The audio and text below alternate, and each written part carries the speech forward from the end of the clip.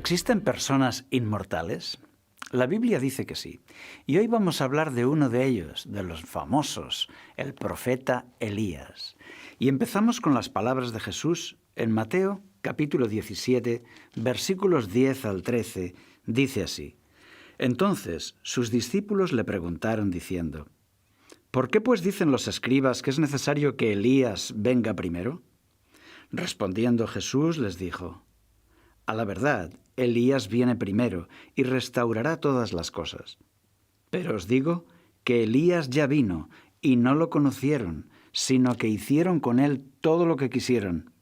Así también el Hijo del Hombre padecerá a manos de ellos.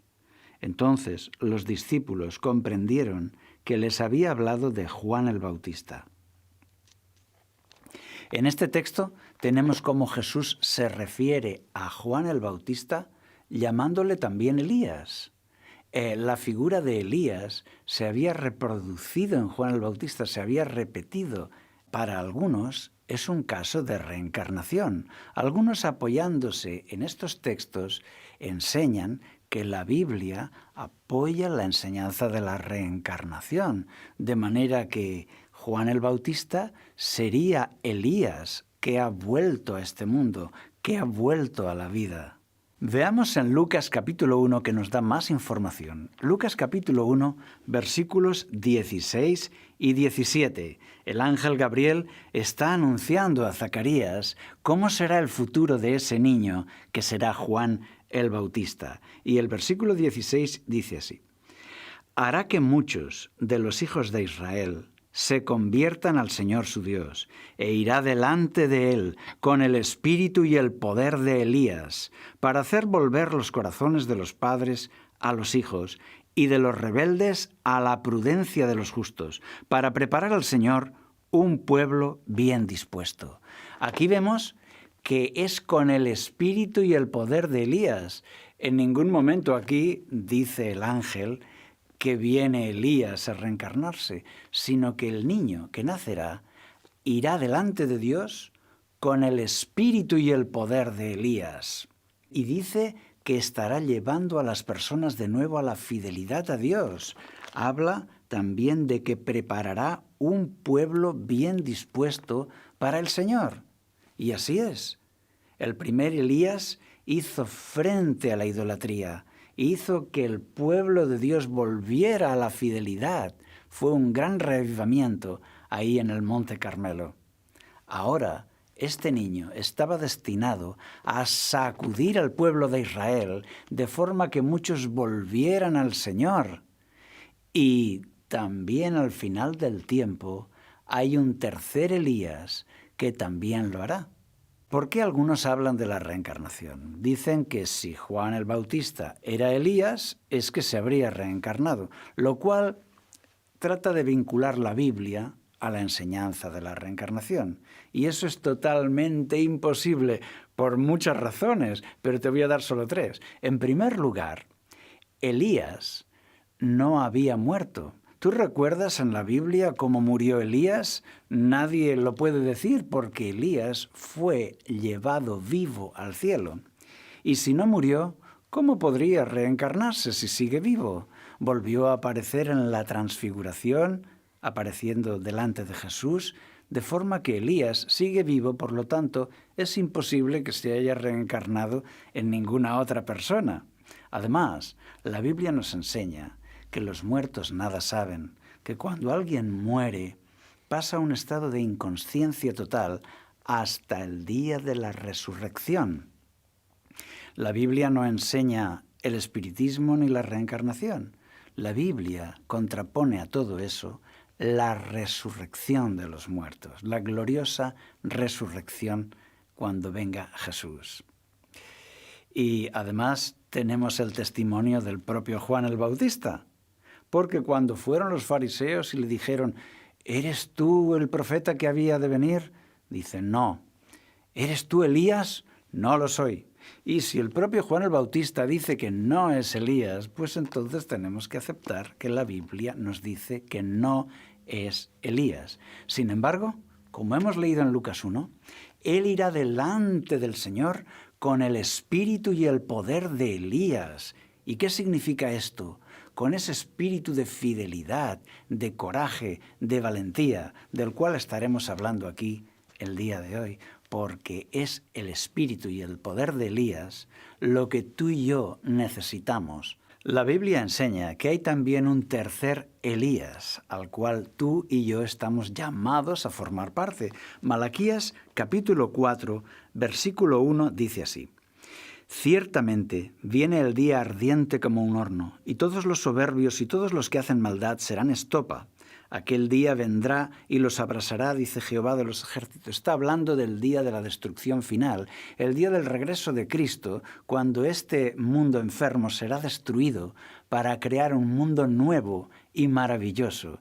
Y habla todo el capítulo de ese terrible día del fuego, donde las personas malas recibirán su castigo, y al final de todo esto dice: Yo os envío al profeta Elías, versículo 5.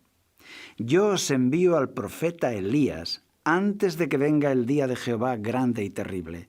De manera que justo antes de ese regreso de Jesús, de ese fin de todas las cosas, vendrá el profeta Elías. Así lo dice. Yo os envío al profeta Elías antes que venga el día de Jehová. Antes del regreso de Cristo, el espíritu y el poder de Elías se va a manifestar de nuevo.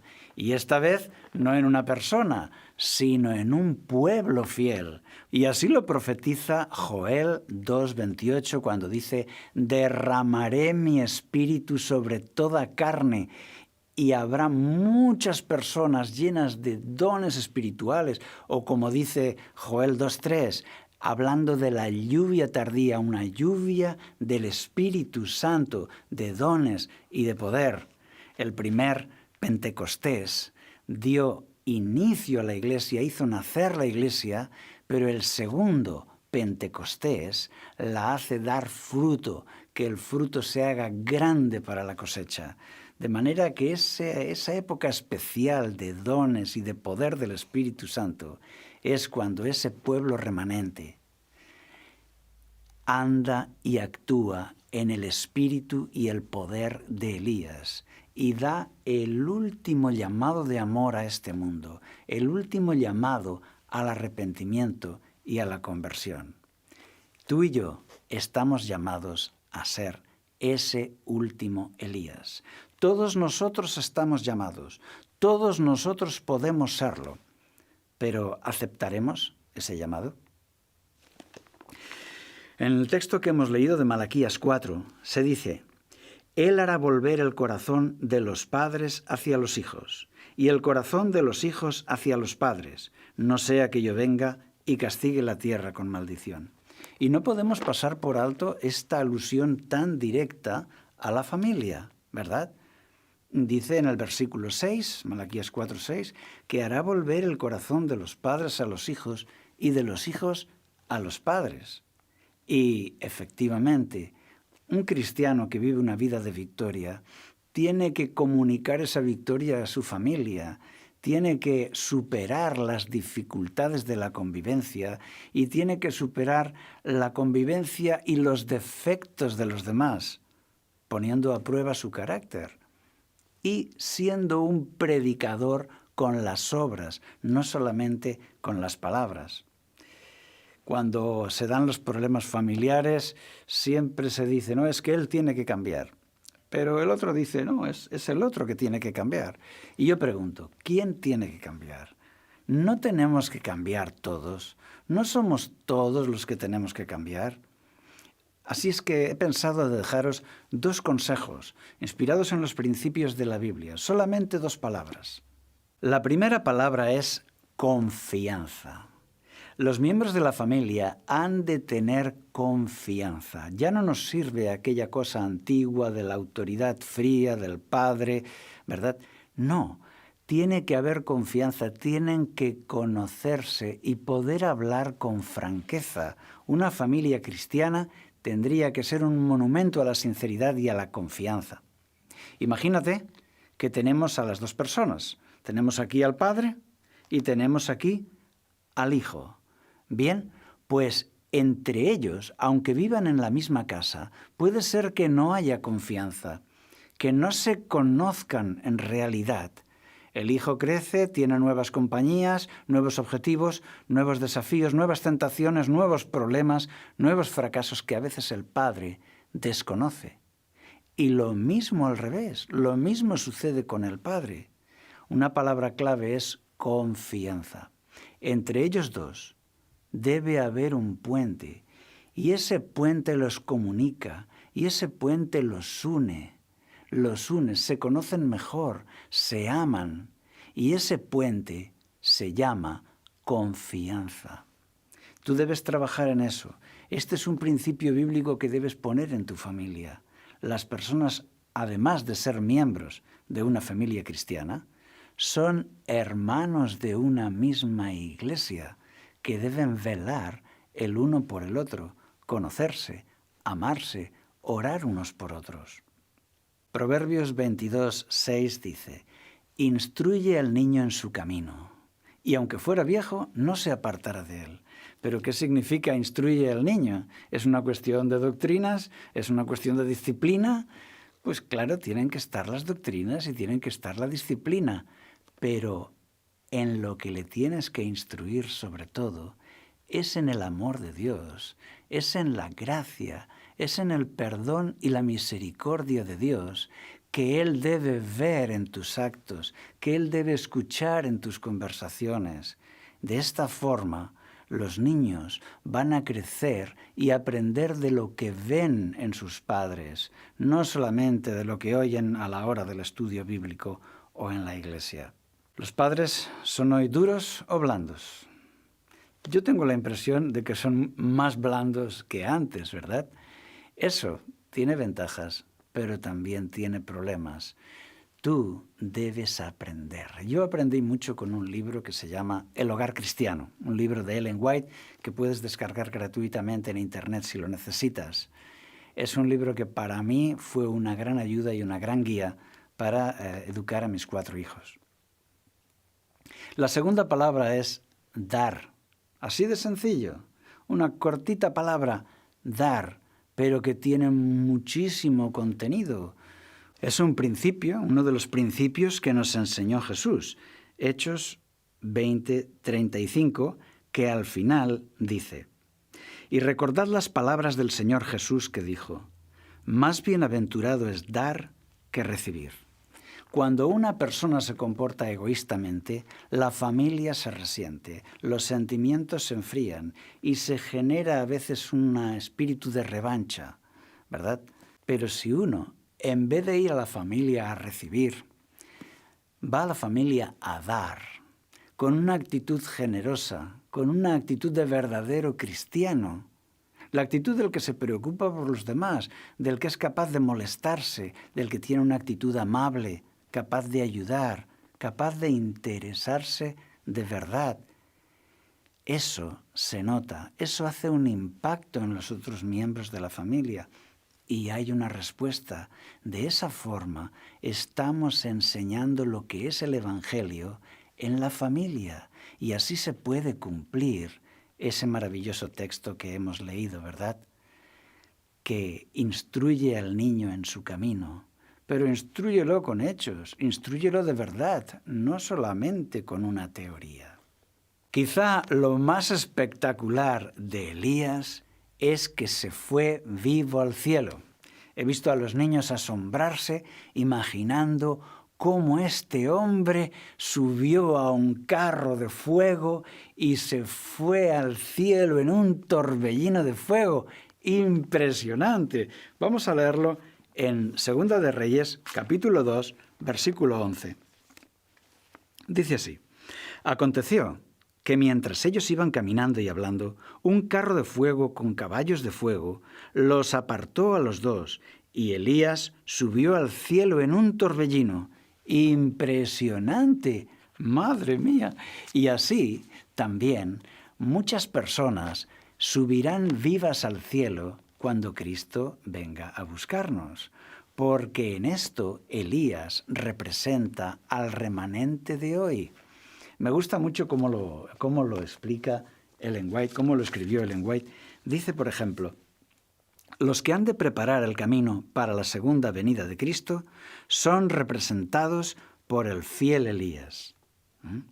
Y dice también, Elías, él fue un representante de los que viven en los últimos días. Así es. Y también en la transfiguración, en el monte donde Jesús fue transfigurado y sus vestidos se volvieron de luz y los discípulos que estaban ahí quedaron saturados por tanta belleza y tanto poder que no podían ni levantarse del suelo. Pues entonces, ahí dice el Evangelio que aparecieron Moisés y Elías. Y en ese momento de la transfiguración los discípulos pudieron verlo y nos lo contaron. Moisés representando a los que han muerto, pero resucitarán cuando Cristo venga. Y Elías representando a los que no morirán, no conocerán la muerte. Y me gusta cómo lo explica Ellen White. Dice, Moisés representaba a los que resucitarán de entre los muertos al segundo advenimiento de Jesús. Y Elías, que fue trasladado sin conocer la muerte, representaba a los que, cuando venga Cristo otra vez, serán transformados en inmortales y trasladados al cielo sin ver la muerte. Hermana, hermano, por eso también, Elías, eres tú, porque tú estás llamado a vivir esa experiencia. Tú vas a ir al cielo sin conocer la muerte, como Elías lo hizo. Por eso, no desechemos este llamado. Debes creerlo y aceptarlo, porque el tercer Elías eres tú, quien, por la gracia de Dios, irá al cielo sin conocer la muerte. Estos dos personajes de la transfiguración, Moisés y Elías, nos dan muchas enseñanzas. En el libro de Judas, capítulo 1, versículo 9, se cuenta cómo el arcángel Miguel, es decir, Jesucristo, Miguel combate con el diablo por el cuerpo de Moisés. ¿Por qué? Porque los israelitas hubieran hecho con el cuerpo de Moisés una especie de lugar de adoración, una especie de gran talismán, de gran reliquia, ¿verdad? Así eran ellos. Y para evitar eso, una vez que murió Moisés, Dios se llevó el cuerpo de Moisés.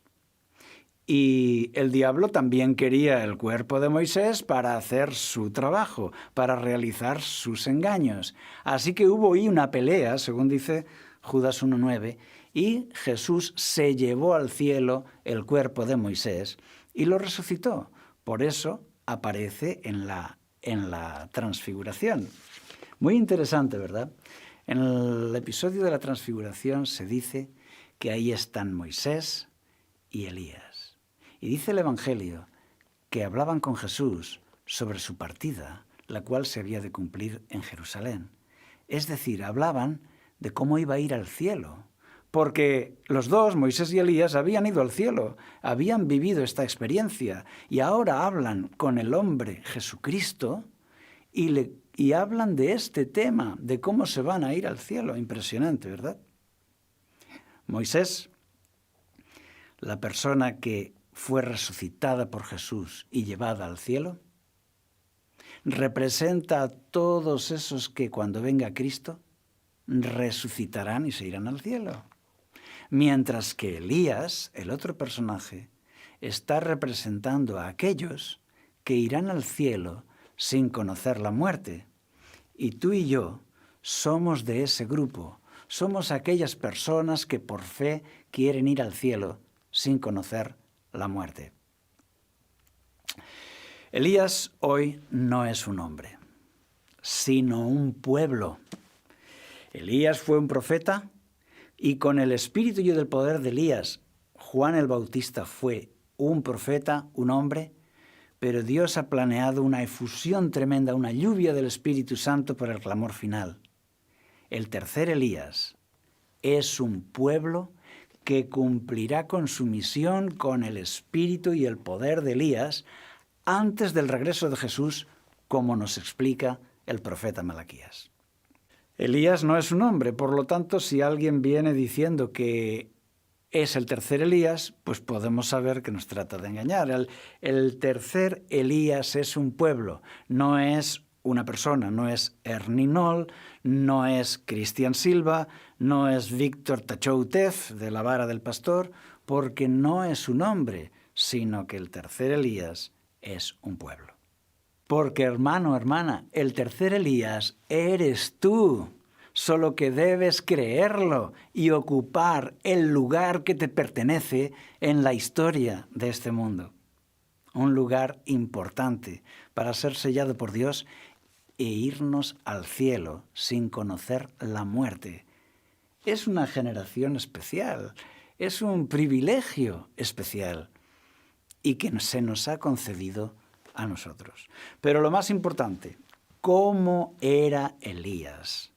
Si yo soy el tercer Elías, yo tengo que saber cómo se hace eso, cómo era Elías. Bien, ya hemos leído que nos dice la Escritura, con el espíritu y el poder de Elías. ¿Y esto qué significa? Con ese espíritu de fidelidad, con ese coraje, que no le importa ir contracorriente.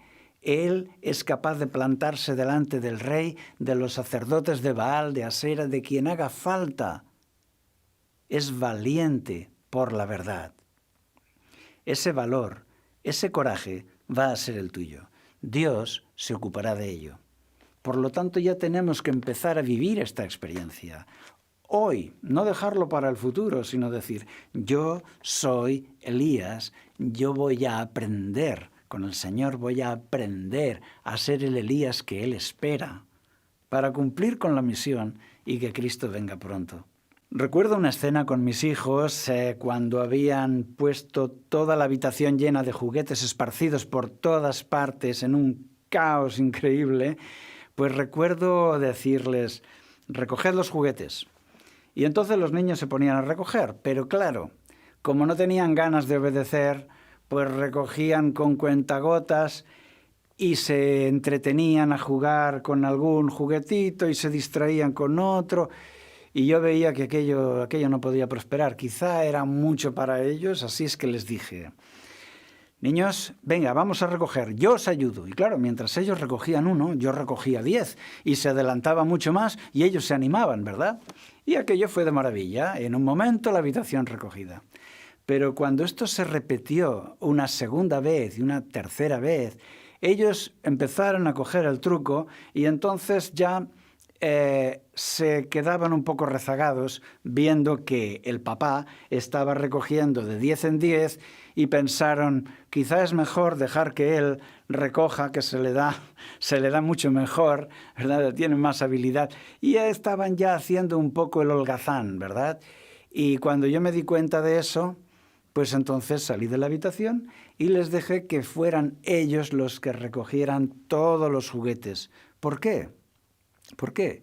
Porque es cierto que tenemos a Dios como ayuda y es cierto que Dios nos va a ayudar en todo lo que necesitemos.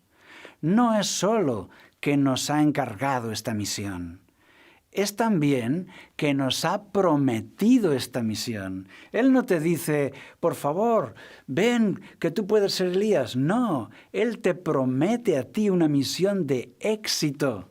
Él te promete que tú, como el tercer Elías, vas a dar el mensaje y vas a tener victoria y todo va a ir bien y Cristo va a venir a buscarte y vas a entrar en un nuevo mundo maravilloso. Y si Dios es capaz de utilizar su poder, pues eso nos anima. Sin embargo, algunos cristianos pues tienen la tendencia a pensar, bueno, Dios tiene el poder, no hace falta que yo me esfuerce tanto. No es una frase que se verbalice, no es algo que se exprese, por supuesto, pero de alguna forma en tu interior puedes tomar la actitud del holgazán, la actitud del niño que no quiere hacer su parte, que no está dispuesto a hacer su esfuerzo, que no quiere hacer lo que se espera de él. Y te digo que nuestro Padre va a hacer un gran trabajo, va a darnos la lluvia tardía, pero Él necesita que tú hagas tu parte, que tú te lo creas y digas, sí, Señor, yo soy Elías, yo estoy contigo, yo cumpliré mi misión. Por eso, escucha, Elías, cree en tu misión y sigue adelante y entrénate para ello, aprende de tus defectos para tener la victoria, porque la victoria nos la dará Él. Otra palabra que he puesto para aprender de Elías es solo, es decir, es capaz de seguir adelante aunque esté solo, aunque todo vaya contracorriente. En Primera de Reyes, capítulo 18, él se ve bastante solo. Capítulo 18, versículo 22. Dice así: Elías siguió hablándole al pueblo. Solo yo he quedado como profeta de Jehová, mientras que los profetas de Baal hay 450 hombres. Tú imagínate 450 profetas de Baal. Es fácil decirlo, pero ¿tú te los imaginas? 450 no caben en todas las iglesias, ¿eh? O sea, tiene que ser ya una iglesia un poco grande para que quepan 450 profetas de Baal. Para ser profetas son una multitud. Y además sabemos que había también 400 profetas de Asera. Sin embargo, a Elías, a pesar de estar solo, él tiene un coraje y una convicción que sigue adelante y Dios le da la victoria. ¿Te has encontrado en alguna situación en la que no quieres hacer algo, eres tentado, pero quieres permanecer fiel a Dios y luego te sientes solo porque todos lo hacen, todos van como un río en una dirección y tú te sientes solo y tienes sensación de ridículo porque la gente te mira raro, porque tú no haces lo que hacen los demás? Que sepas que así se siente Elías y sin embargo es capaz de seguir adelante, porque en ese momento Elías no mira a 450 profetas de Baal. En ese momento Elías mira al cielo, mira a su Creador, y mirando a su Creador él ya no está solo. Hubo un evangelista que después de una campaña subió al tren y se iba a otra ciudad. Y antes de arrancar el tren, ahí llegó a la estación, llegó uno de los que habían estado en la campaña y le habían escuchado. Y entonces le dijo: por favor, yo estoy en una crisis, tengo muchas tentaciones. Deme un consejo, ¿cómo puedo yo obtener victoria? ¿Cómo puedo estar por encima de las tentaciones? Y el evangelista desde la ventana del tren le dio su pluma y le dijo: pon la derecha sobre tu mano vertical para que se aguante derecha. Y el hombre, claro, ponía ahí su pluma y la pluma se caía. Y él decía: inténtalo. Y el hombre lo intentaba y claro, la pluma se volcaba. No se sostenía vertical en equilibrio. Y por más que lo intentara.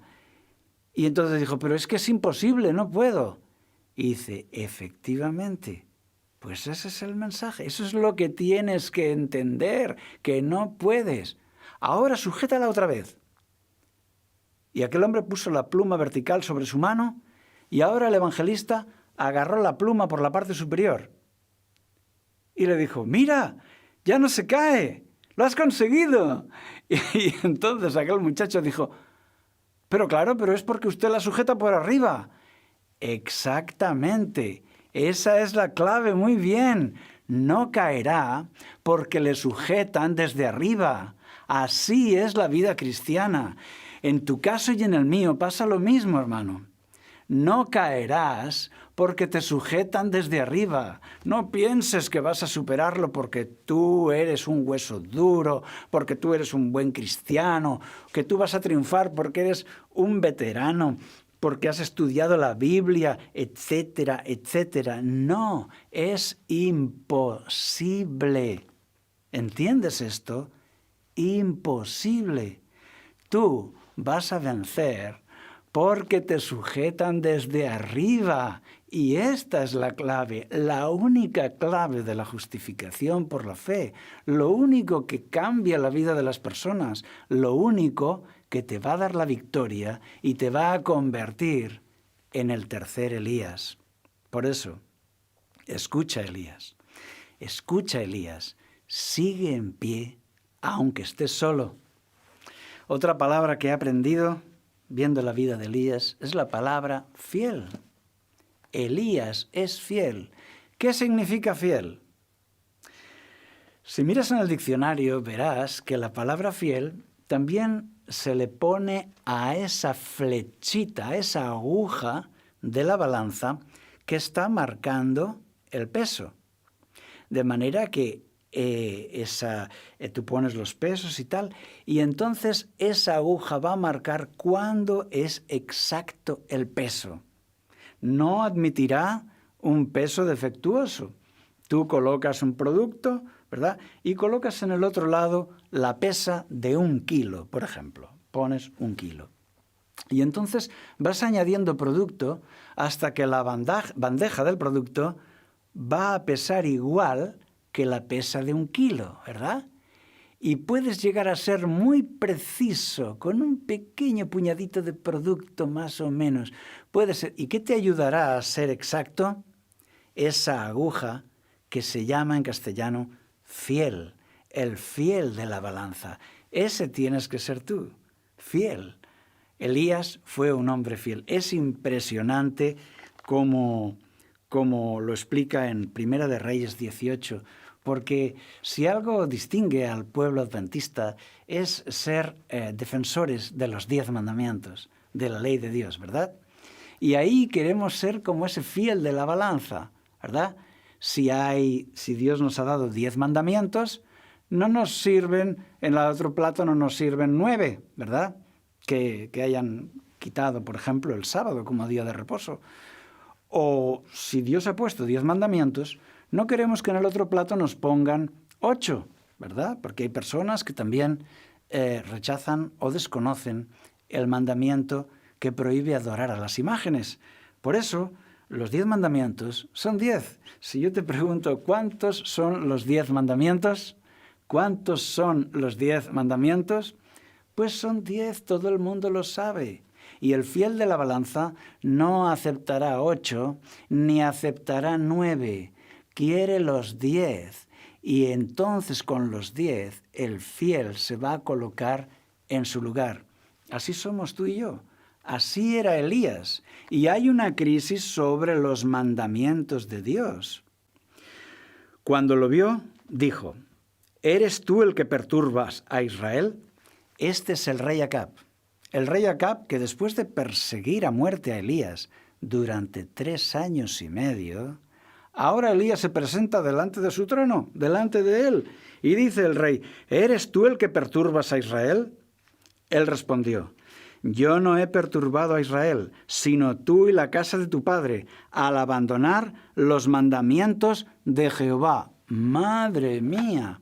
Le responde con todo coraje al rey y le dice, yo no perturbo a Israel, sino tú que has abandonado los mandamientos de Dios. Era el rey de Israel. Debía guiar a su pueblo en los mandamientos del Dios de Israel. Pero no, él se había ido lejos de la verdadera fe y se había casado con una princesa fenicia llamada Jezabel, la famosa Jezabel, ¿verdad? Y eso había sido una influencia fatal para la verdadera religión, porque había traído todo el paganismo de los dioses fenicios, el dios Baal de la tormenta, la diosa Asera, diosa de la fecundidad, la diosa madre, reina del cielo. Quizá en tu tradición religiosa también está esa reina del cielo, esa diosa madre, ¿verdad? Y todas esas supersticiones de Fenicia las había implantado en Israel y había quebrantado los mandamientos de Dios, esos 10 mandamientos que Dios le dio a su pueblo cuando creó a Israel, les dio la ley. Me gusta cómo traduce la Nueva Biblia Española. Dice ruina, en vez de perturbar a Israel, ruina. Diría más o menos el texto, ¿eres tú quien arruina a Israel?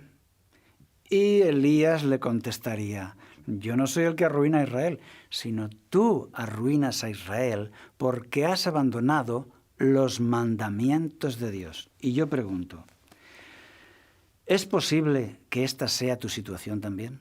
¿Es posible que tú hayas abandonado los mandamientos de Dios? ¿Es posible que Elías te esté hablando ahora, que sus palabras resuenen con el Espíritu Santo para llamarte a regresar a la fidelidad a los 10 mandamientos? ¿Dónde están los 10 mandamientos? Pues muy fácil. Están en la Biblia. No los busques en un catecismo, no los busques en libros de teología, no los busques en la catequesis. Búscalos en la Biblia, en la palabra de Dios.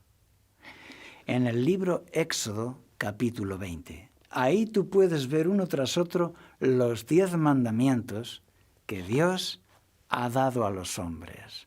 Mandamientos perfectos, mandamientos eternos, mandamientos santos. ¿Quién se atreverá a cambiar la ley de Dios? Sería como decir que tiene más autoridad que el propio Dios. Pues alguien se ha atrevido. Por eso tú investiga, busca, descubre, conoce, para que, igual que le dijo Elías al rey, que no te lo tenga que decir a ti también. Has abandonado los mandamientos de Dios. Y este es un tema importante en la Biblia. Un tema muy importante, por eso, para el último tiempo, para los Elías de hoy, nos ha dejado todos esos textos en Apocalipsis, donde nos dice que los 10 mandamientos van a ser la clave de la persecución y la clave de la crisis final. Hablando de los santos que son perseguidos en el último tiempo, nos dice Apocalipsis 14:12, aquí está la resistencia de los santos, aquí está la perseverancia de los santos, los que guardan los mandamientos de Dios y la fe de Jesús. Estos que son perseguidos lo son porque guardan los mandamientos de Dios. También en esto, tú y yo somos el tercer Elías. Porque como dice aquí, el remanente final será perseguido y tendrá que resistir. ¿Y quiénes son? Son los que guardan los mandamientos de Dios, porque los otros no los guardan. Por eso, este texto de Apocalipsis 14:12 debes tenerlo de memoria. Aquí está la paciencia de los santos, los que guardan los mandamientos de Dios y la fe de Jesús. Pero eso no es todo. Apocalipsis 12:17 dice, entonces el dragón se llenó de ira contra la mujer y se fue a hacer guerra contra el resto de la descendencia de ella, contra los que guardan los mandamientos de Dios y tienen el testimonio de Jesucristo. Y quizá tú dirás, ¿pero qué conflicto hay con los mandamientos de Dios? Pues eso digo yo, ¿no? ¿Qué conflicto hay? ¿Por qué alguien debería cambiarlos? Sin embargo, todos estamos llamados a obedecer lo que dice la Biblia y a verificar si en algo esta ley alguien la ha cambiado. Por eso, tú y yo estamos llamados a eso. Estamos llamados a que, si se da la situación, cuando la autoridad te pregunta, ¿pero qué es lo que estás haciendo? ¿Por qué vas contracorriente? ¿Por qué creas problemas? ¿Estás creando problemas? Respóndele como Elías. Yo no causo problemas. Tú causas problemas porque has dejado los mandamientos de Dios, algo que nunca deberíamos de hacer. Si alguien te dice que tu religión es herética y quieren presionarte con su autoridad, te dicen que tú estás causando problemas a los demás, puedes responder como Elías. Yo no causo problemas, yo no arruino a Israel, sino tú, porque has dejado los mandamientos de Dios que están escritos aquí en la Biblia. Por eso, escucha, Elías, sigue fiel a su ley. Sigue fiel a su ley como la aguja de la balanza. Sigue fiel a su ley que no se equivoca. ¿Y cómo termina esta historia? Termina con una lluvia impresionante. Y así también termina la historia del pueblo de Dios, la historia de Elías. En Primera de Reyes 18:45 dice así: Entretanto, Aconteció que los cielos se oscurecieron con nubes y viento, y hubo un gran aguacero, tremenda lluvia. Llevaba 3 años y medio sin llover. Y ahora, después de esa victoria, después del Monte Carmelo, cuando todo el pueblo se decide por Dios, entonces desciende esa lluvia impresionante que nos recuerda a la lluvia tardía, lluvia sobre el pueblo de Dios, sobre los que han decidido ahora ser fieles y comprometerse con Dios y reciben una tremenda lluvia que les va a garantizar su supervivencia. Por eso, Elías, hermana, hermano, pide por esa lluvia, porque tenemos que recibirla. Es una gran promesa de poder. Siempre me impresiona la historia de Silvia Patiño. Es una inspiración. Me la contó su propio hijo, lo que desde niño veía con sus ojos en la vida de su mamá. Esta señora quedó viuda y al quedar viuda con niños quedó en una situación de pobreza y pudo irse a vivir a la casa de su cuñada y así tener alojamiento. Entonces ella, aunque era pobre, luchaba por salir adelante.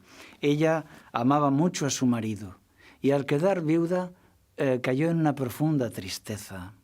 Su vida había cambiado por completo. Un día, caminando triste por la calle, escuchó unos cantos dulces, y se acercó para ver. Era una iglesia. Entró en esa iglesia y escuchó todo el programa y se sintió consolada, se sintió confortada por Dios. Tanto bien le hizo que preguntó ¿cuándo? Y le dijeron, aquí los sábados es cuando tenemos el culto. Así que ella esperó el próximo sábado y fue a la iglesia, y aquello alentaba su corazón, le daba esperanza, le daba un gran consuelo. Un día, al salir arreglada, su cuñada le dijo, ¿pero dónde vas? Y dice, voy a la iglesia. Y dice, ¿pero cómo vas a la iglesia si hoy no es domingo?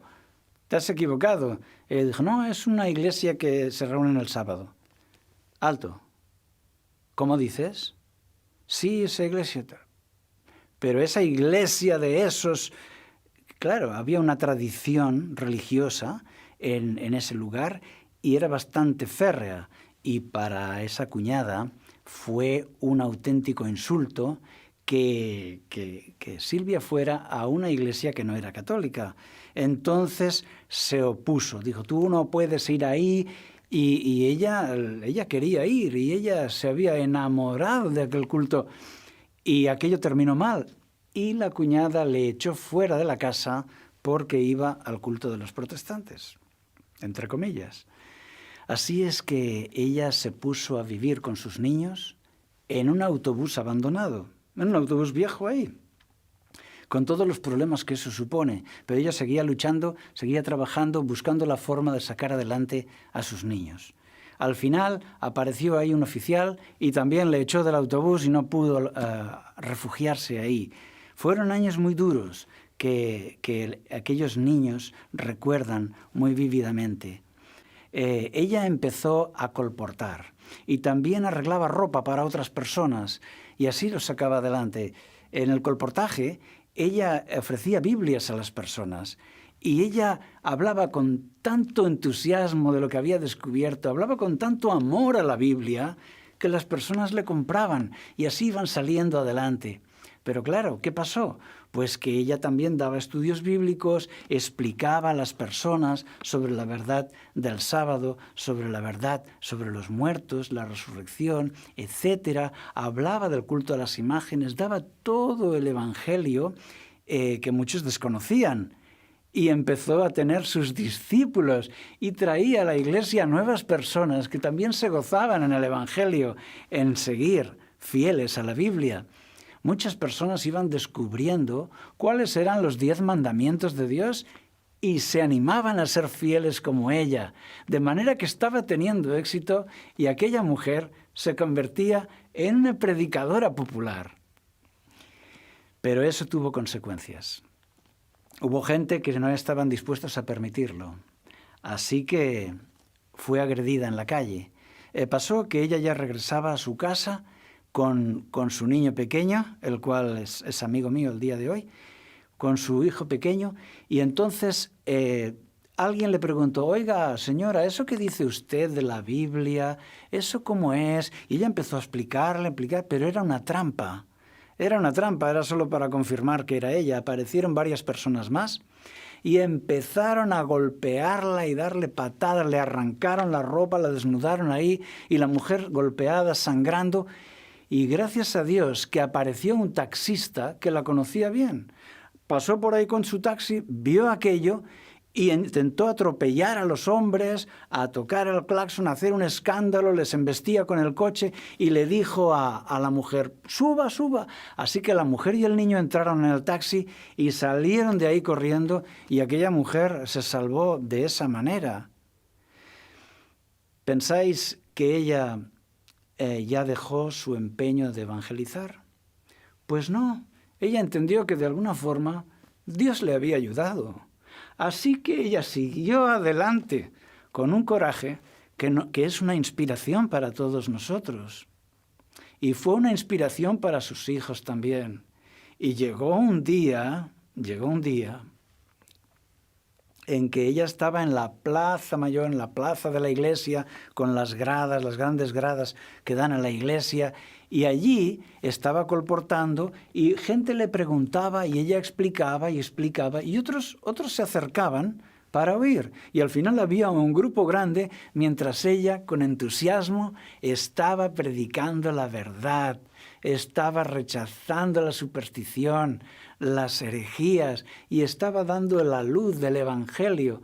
Y era tan bonito que se formó un grupo de personas y ella se iba subiendo más arriba en las escaleras, y entonces, desde la casa aneja a la iglesia, el cura de la iglesia la vio y entonces se ofendió y por los altavoces, esos altavoces por los que se daban anuncios, antiguamente se daban anuncios a todo el pueblo, todavía existen en pueblos pequeños, pues cogió el micrófono el cura y dijo, no oigan a esa señora, los que están en la plaza de la iglesia, váyanse a sus casas ahora, no escuchen a esa farsante. Y claro, todo el pueblo escuchaba por los altavoces y dijeron, ¿qué estará pasando en la plaza de la iglesia? Que el cura se ve tan enfadado.